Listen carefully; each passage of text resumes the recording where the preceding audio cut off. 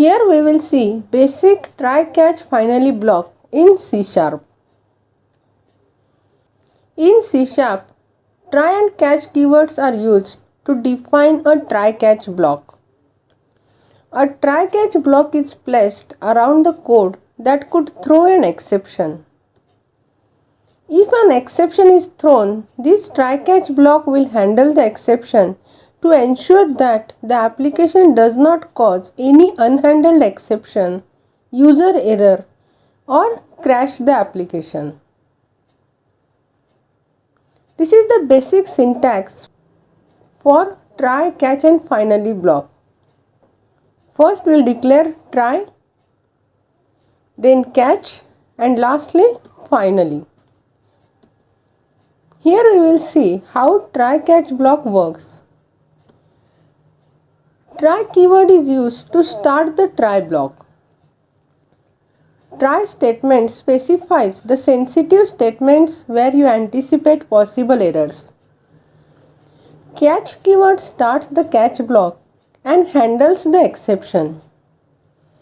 Catch statement specifies the statements that handles exceptions occurring in the try block. Finally keyword starts a finally block that is always executed when execution leaves the try and catch block. Finally statement specifies statements that are executed after all other exception processing has occurred. Here we will write a program to explain how simple try catch block works. So in comment line I will write it.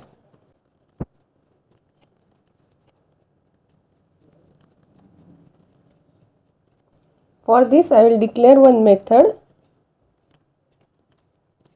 simple try catch.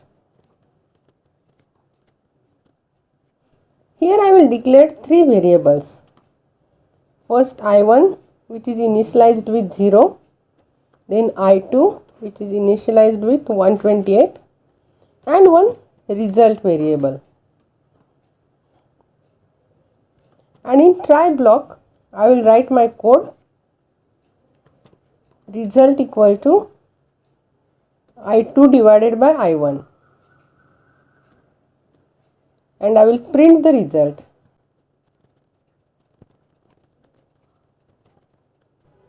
And in catch block I will write an overflow exception occurs. And in main method I will call it to execute.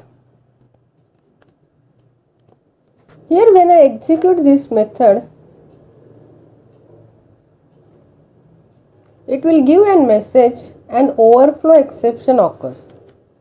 Since in try block we are calculating the result, here the value of I2 is 128 and I1 is 0. When you divide any number with 0, it will give an overflow exception. So when we execute this result, it will move the control to catch block and it will execute an overflow exception occurs. Here when error occurs, it will display the message that you have written here.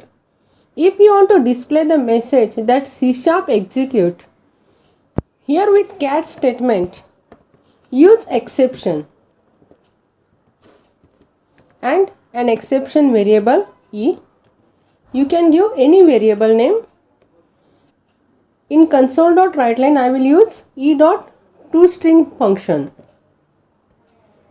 And when we execute, it will give the description of our error, that is system.divide by 0 exception attempted to divide by 0. Instead of giving e.toString, you can also give e.message, and when we execute,